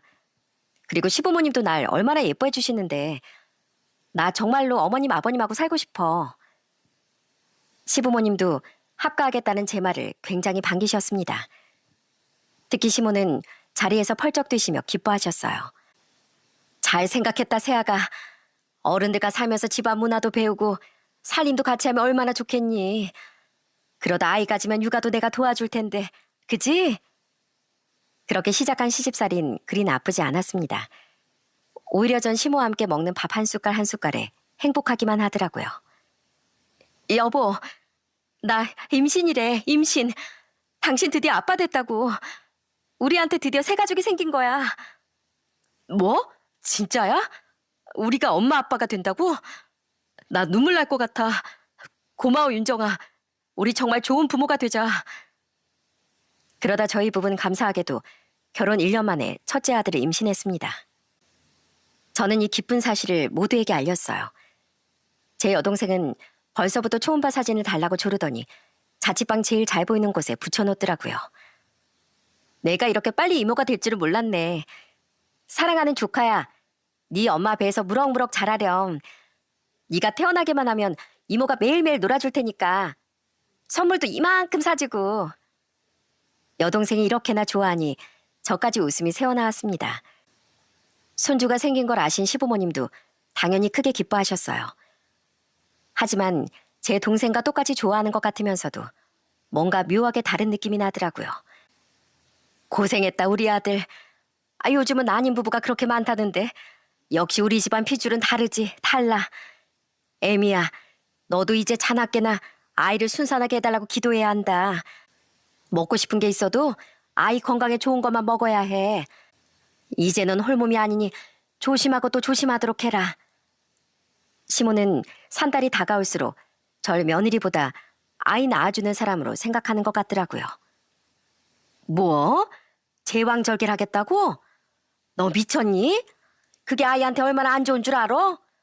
그러고도 네가 엄마니? 무조건 자연분만 해야 된다. 그래야 애한테 좋아. 엄마, 이 사람이 수술하고 싶어서 하는 게 아니고 아이가 여가로 있어서 병원에서 수술을 권하시는 거예요. 요즘은 오히려 제왕절개를 더 선호하기도 하고요. 아이 시끄러. 네가 뭘 안다고 그래. 애미야, 넌 이 시애미 말만 들어. 차가운 수술대에서 칼 대고 아이를 낳는 게 너한테라고 좋겠니? 요즘 젊은 사람들은 조금만 힘들면 다 수술해서 문제라더니만 우리 며느리가 딱 그 짝일 줄은 몰랐네. 저와 남편도 그렇고 의사 선생님도 제왕절개를 추천하시는데 유독 시모만 절대 안 된다며 수술을 반대했습니다.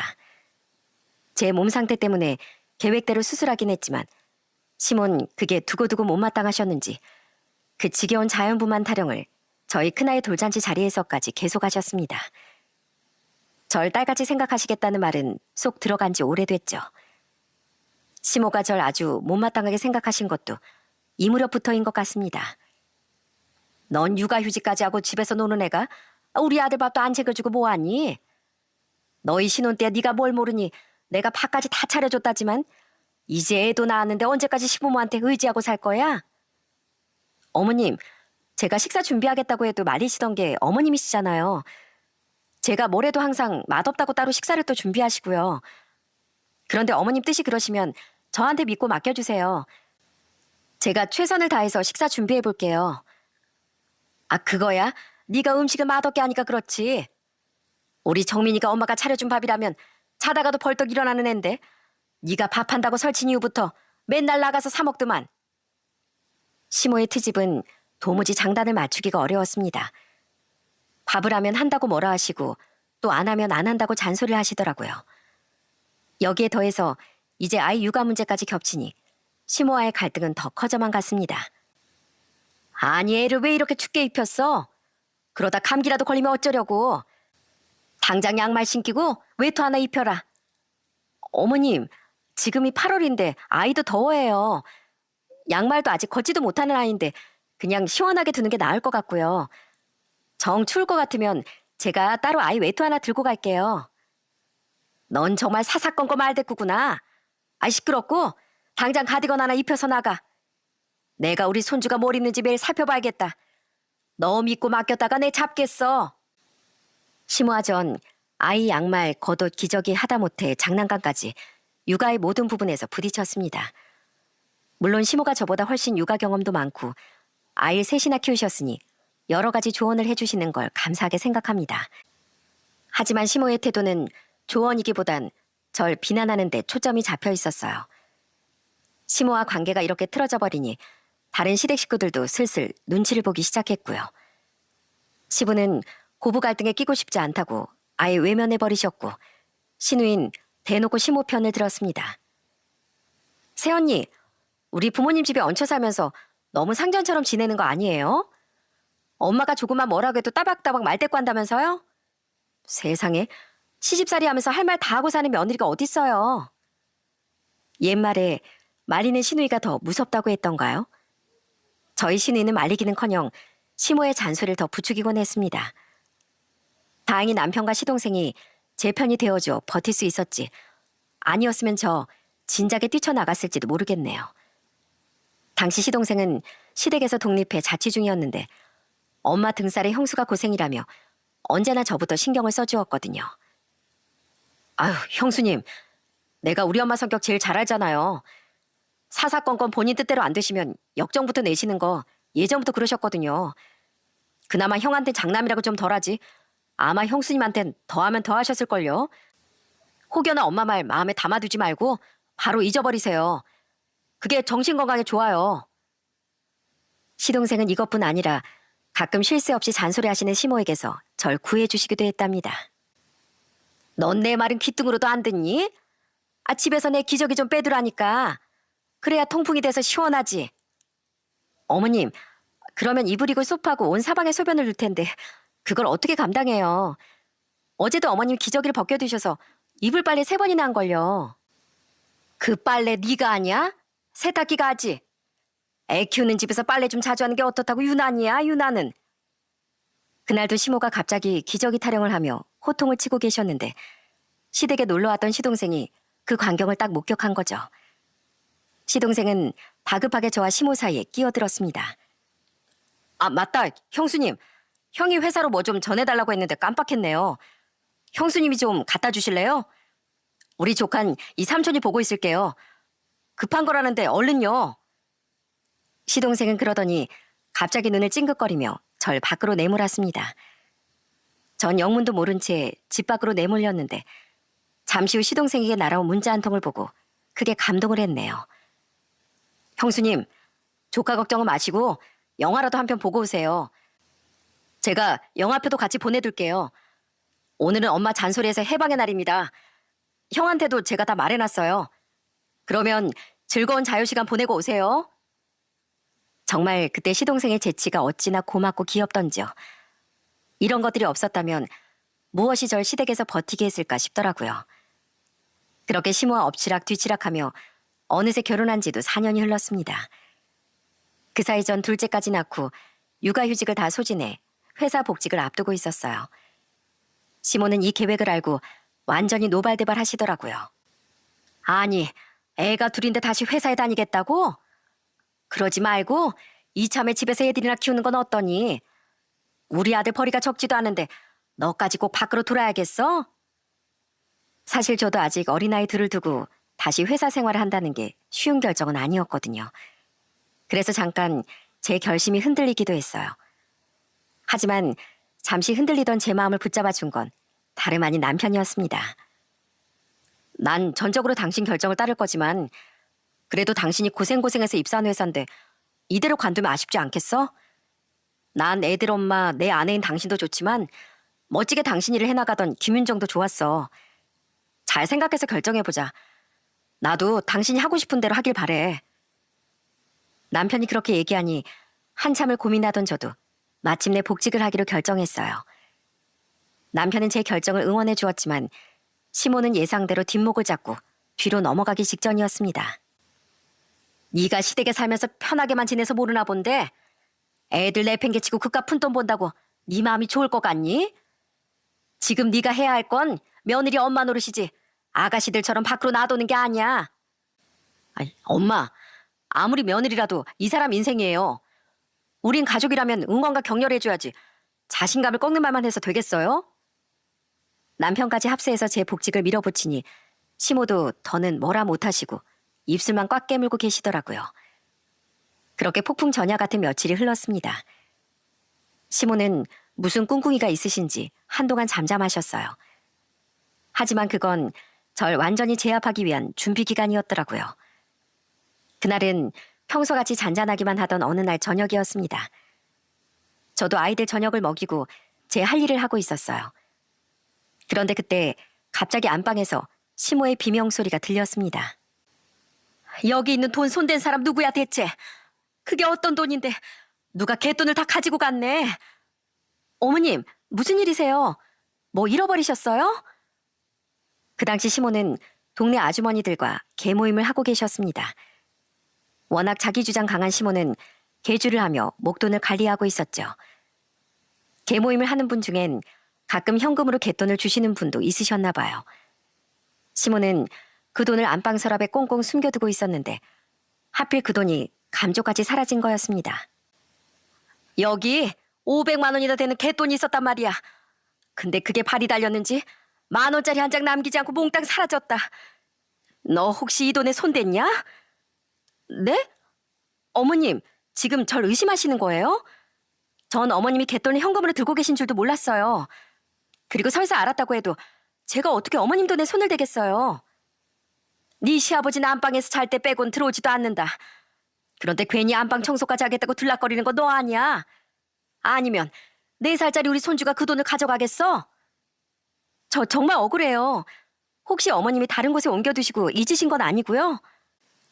정말 경악스럽게도 시모는 절 범인으로 의심하고 있었습니다. 전 너무 억울해서 말까지 더듬었어요. 그러다 벼랑간 시몬 이젠 본인 기억력까지 의심하냐며 제게 손찌검을 했습니다. 전 눈앞에 별이 번쩍일 정도로 큰 충격을 받았어요. 살다 시모에게 따기까지 맞다니 얼굴이 아픈 것보다 누군가에게 맞았다는 충격이 너무 커서 전 그 자리에서 넘어졌고 그만 허리까지 삐끗하고 말았어요. 내가 너 당장 경찰에 신고할 거야. 부모도 없는 고할 며느리라고 받아줬더니만 어디서 그런 나쁜 손버릇을 배워왔어? 우리 손주들이 배울까 무섭다, 무서워. 이럴 게 아니라 집안에 도둑놈을 잡았다고 당장 신고해야지. 그때 전 아픈 허리만 붙잡고 연신 끙끙대고 있었고 시모는 그런절 기어이 경찰에 신고를 해버렸어요.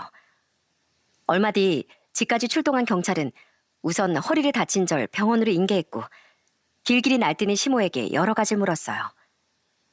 그러면 안방에 출입하신 건 여사님과 며느님밖에 없으신 거예요? 그렇다니까요. 그 돈에 손댈 사람이 나 아니면 며느리 쟤뿐인데 내가 노망이 난 게 아니라면 범인이 딱 한 명 아니겠어요? 시모는 마치 제가 확실한 범인인 것처럼 아주 당당하게 말하더군요. 저는 다친 허리 때문에 입원까지 해야 했고요. 그때 병원에 실려가면서 얼마나 많은 눈물을 흘렸는지 모릅니다. 뒤늦게 소식을 듣고 병원에 달려온 남편도 제 손을 붙잡고 연신 미안하다며 함께 눈물을 흘렸고요. 제가 입원해 있는 사이 그 갯돈의 행방이 밝혀졌는데요. 놀랍게도 범인은 저나 시모가 상상도 못한 인물이었습니다. 그 범인은 집에 경찰까지 왔다는 소리를 듣고 겁을 먹었는지 아무도 모르게 돈을 제자리에 돌려놓았더라고요. 덕분에 생각지도 않게 범인을 잡을 수 있었고요. 아니 그게요. 내가 카드값을 급하게 막을 게 있어서요. 딱 일주일만 쓰고 돌려드리려고 했는데 진짜예요. 놀랍게도 범인은 저희 신우이였습니다. 신우인 다들 자리를 비운 사이 시댁에 왔다가 안방 서랍에 있던 뭉치돈을 발견하고 순간적인 욕심을 이기지 못한 채 몰래 꺼내간 거였죠. 신우인 경찰 앞에서 잔뜩 겁을 먹곤 무릎까지 꿇고 싹싹 빌기 시작하더라고요. 엄마, 이분들한테 말씀 좀 잘해줘. 딸이 엄마 돈 좀 잠깐 빌려갈 수도 있지. 나 진짜로 콩밥 먹일 건 아니지? 내가 너 때문에 못 산다, 못 살아. 그걸 말을 하고 가져가야지. 왜 몰래 가져가서 이 사단을 만들어? 갯돈 사건은 이렇게 허무하게 범인이 밝혀졌지만 시모는 끝내 제게 사과하지 않았습니다. 저만 시모에게 손찌검 당하고 허리까지 다친 억울한 상황이 된 거죠. 아니, 내가 뭐 일부러 그런 것도 아니고 상황이 그렇지 않니, 상황이. 그럼 그 순간에 의심을 안 할 수가 있겠니? 나도 걔가 그랬을 거라고 확신했으니까 화가 나서 나도 모르게 손이 나간 거지. 시모는 본인이 그럴 수밖에 없던 상황을 설명했지만 신우이를 제외한 누구도 그 말을 이해하거나 받아주지 않았습니다. 사실 그때가 저희 시동생 결혼식이 5일 정도 남았을 때였거든요. 절 참 잘 따르고 좋아해주던 시동생 결혼식이라 꼭 참여하고 싶었는데 허리도 다쳤고 무엇보다 시모에게 너무 화가 나서 참여를 할지 말지 망설여졌습니다. 시동생도 그런 제 마음을 헤아려서 결혼식을 앞두고 바쁜 와중에 병문안을 와주었어요. 형수님, 저희 엄마를 대신해서 저라도 사과드려요. 아직 허리 많이 불편하시죠? 제 결혼식은 신경 쓰지 않으셔도 돼요. 지금은 형수님 건강부터 회복하는 게 우선이죠. 그때 느낀 속상함은 이루 말할 수가 없었습니다. 범인으로 몰린 것도 억울하고 허리를 다쳐서 시동생 결혼을 축하해주지 못하는 것도 너무나 속상했어요. 하지만 이대로 병실에 누워만 있다간 제 답답한 마음이 더 커질 것 같았습니다. 그래서 병원에 외출증을 끊고 한복 안에 복대까지 차고 남편에게 부축을 받으며 기어코 시동생 결혼식에 참석을 했어요. 물론 결혼식에 가서도 시모와는 단 한마디도 섞지 않았죠. 시모도 쩔뚝거리는 절 보고 신경이 쓰였는지 들릴 듯 말 듯한 목소리로 뭐라고 몇 마디를 하더군요. 아니, 아프면 병원에 있지. 복대까지 차고 여긴 왜 왔대? 뭐 나보라고 시위하는 건가? 전 그런 시모를 끝까지 무시하며 시동생 결혼식에만 집중했습니다. 그때 시동생과 결혼하는 동서도 처음 봤는데 정말 예쁘고 인상이 곱더라고요. 저에게 먼저 와 인사까지 해주는데 그 모습이 참 예뻤습니다. 그렇게 시동생의 결혼식이 끝나고 동선의 가족들을 뵐 자리가 만들어졌어요. 그때 시동생의 장인 장모님도 처음 뵀는데 동서처럼 인상이 참 좋은 분들이셨습니다. 장인어른 장모님, 여긴 저희 형과 형수님이세요. 오늘 처음 뵙는 거죠? 형수님이 지금 몸이 약간 불편하셔서 힘들게 여기까지 오셨어요. 그런데 그날 처음 뵙는 시동생의 장인어른이 연신절 빤히 쳐다보며 고개를 갸웃거리는 게 아니겠어요? 다른 분들과 이야기를 하느라 잠시 떨어져 있다가도 다시 제 곁으로 와서 제 얼굴을 빤히 쳐다보시고 심지어 뒤돌아서 나가다가도 다시 돌아와 절 쳐다보았어요. 전 얼굴에 뭐가 묻었나 싶어 거울을 들여다봤지만 제 얼굴은 깨끗하기만 했습니다. 그래서 시동생의 장인어른이 왜 저러시나 싶었죠.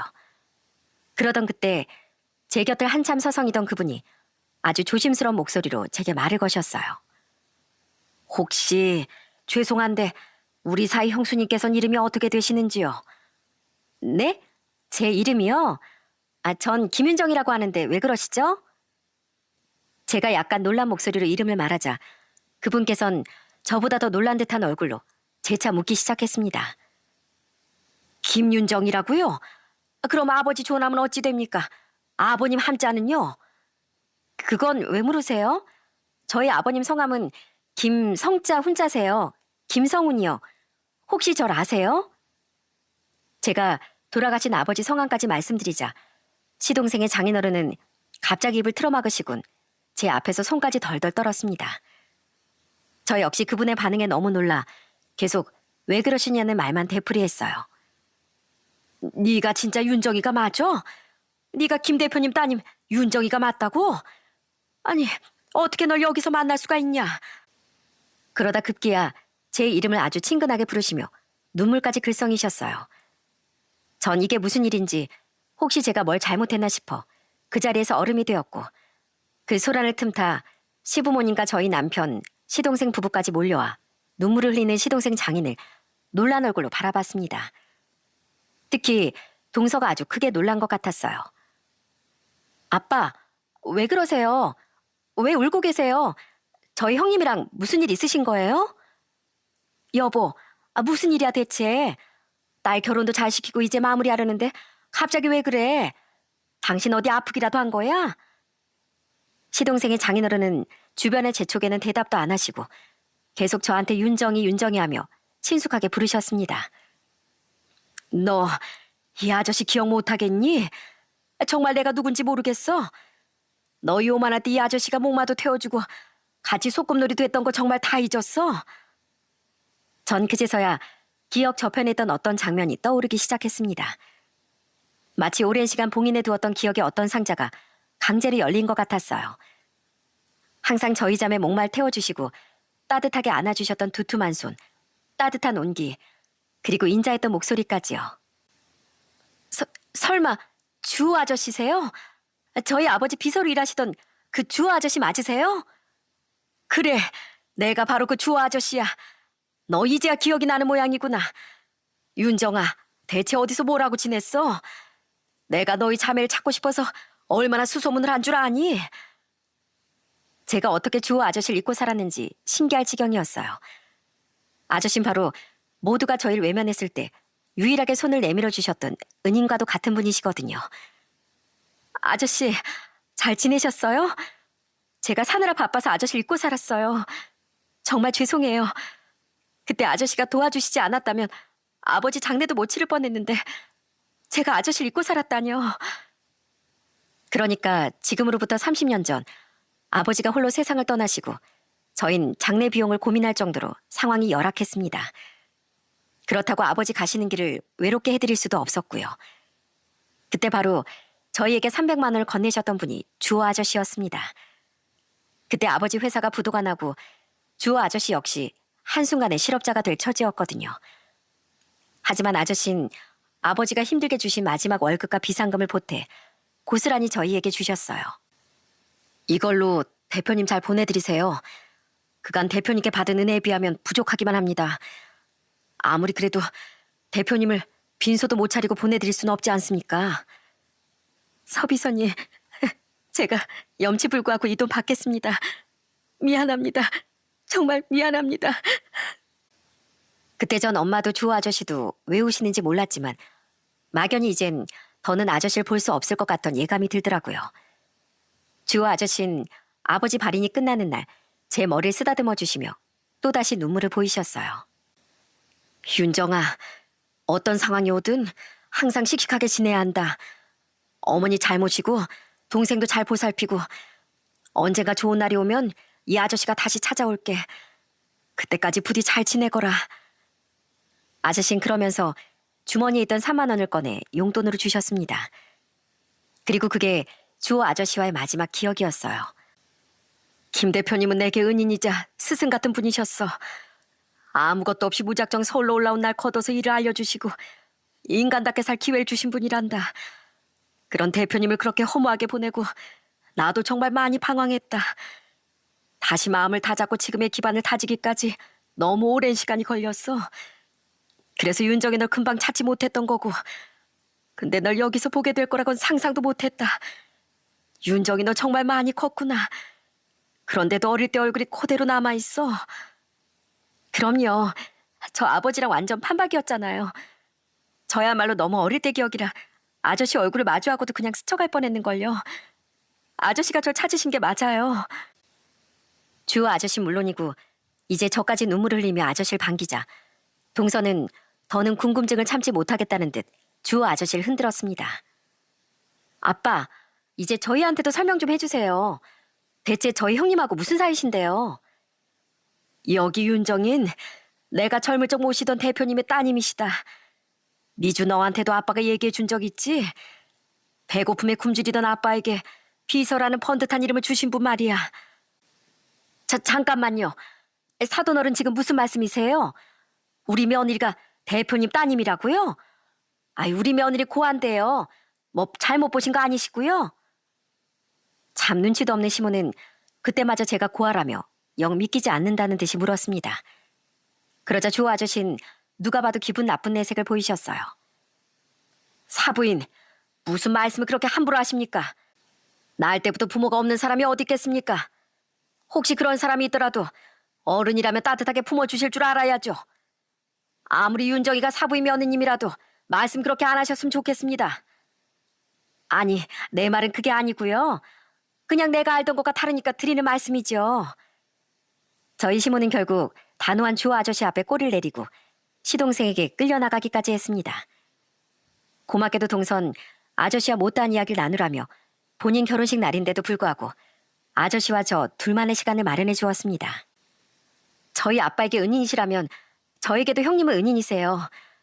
그러니까 오늘 30년 묵은 이야기 오래오래 나누세요. 고마워 동서. 서방님 고마워요. 전 그날 마치 친아버지에게 투정을 부리듯 그간 살면서 서러웠던 일, 힘들었던 일을 주호 아저씨께 모두 털어놨습니다. 하지만 시모가 어떤 사람인진 말해야 할지 망설여졌어요. 왜냐하면 그날은 동서가 저희 가족이 된 첫날이었고 착한 시동생의 결혼 생활에 방해가 되고 싶진 않았거든요. 하지만 제가 굳이 말하지 않아도 주호 아저씨는 어느 정도 눈치를 채신 모양이었어요. 너 근데 허리는 왜 다친 거야? 혹시 넘어지기라도 한 거야? 설마 너희 시어머니가... 아저씨, 저 자세히는 말씀드리지 않을게요. 그냥 다만 저희 어머님이 동서에게 몹쓸 짓을 하시면 제가 무슨 수를 써서라도 막을 거라는 그 말씀만 드릴게요. 시모 한 사람만으로 판단하기엔 제 시동생 정말 좋은 사람이거든요. 그러니까 절 믿고 제 시동생을 믿고 지켜봐 주세요. 주호 아저씨는 제 마음을 알겠다는 듯 그저 따뜻하게 손을 잡아주셨답니다. 윤정이 네 뜻이 그렇다면 내 터는 묻지 않으마. 그래도 하늘에서 대표님과 사모님이 이 사실을 아시면 얼마나 슬퍼하시겠니. 하늘에서 대성통곡을 하고 계실지 모르겠구나. 혹시나 앞으로 억울하고 힘든 일이 있다면 내가 대표님 대신이라고 생각하고 언제든지 달려와도 좋아. 내가 이제라도 널 만난 이유가 뭐겠니? 다 따님을 걱정하시는 대표님의 뜻이 아니겠어? 저는 주호 아저씨의 따뜻한 온기만으로도 그간의 서러움이 모두 씻겨 내려가는 것 같습니다. 그렇게 아저씨를 다시 만나고 언제나 암흑 같던 제 인생에도 드디어 한 쪽의 빛이 비추었습니다. 우선 가장 큰 변화는 드디어 분가하게 된 거죠. 사실 분가 얘긴 오래전부터 남편이 제일 원하던 것이기도 했습니다. 하지만 제가 아이들에게 다복한 가정을 느끼게 해주고 싶어 고집을 부리고 있던 거죠. 저희가 분가를 결정하고 한창 집을 알아보던 무렵 시동생에게 소식을 들으셨는지 아저씨가 저희 부부를 부르셨어요. 드디어 분가 결정했다고? 잘 결정했다. 내가 잘은 모르지만 사부인과 떨어져 사는 게 모두에게 이로운 것 같구나. 그리고 자, 이거 바꿔라. 이게 뭐예요? 잠깐만요. 이거 1억이잖아요. 아니, 갑자기 이렇게 큰 돈을 왜 주시는 거예요? 받아도 그냥 주는 돈 아니니까. 사실 내가 처음에 서울에 올라와서 당장 살 집도 없을 때 대표님께서 나한테 3천만 원을 빌려주셨어. 난 그걸 여태 갚지 못하고 있었다. 그게 벌써 몇 년 전인지도 모르겠구나. 이자까지 쳐서 이제라도 갚는다고 생각해 주렴. 저희 부부는 아무리 그래도 너무 큰 돈인지라 연신 받을 수 없다고 돈을 돌려드렸습니다. 하지만 아저씨의 고집은 도저히 꺾을 수가 없더라고요. 아무리 아끼는 직원이라고 해도 3천만 원이란 큰 돈을 차용증도 없이 빌려주긴 쉽지가 않다. 대표님은 그만큼 날 믿어주셨고 기회를 주셨던 분이야. 이젠 내가 그 은혜를 갚게 해다오. 감사해요, 아저씨. 앞으로 살면서 두고두고 다시 갚아나갈게요.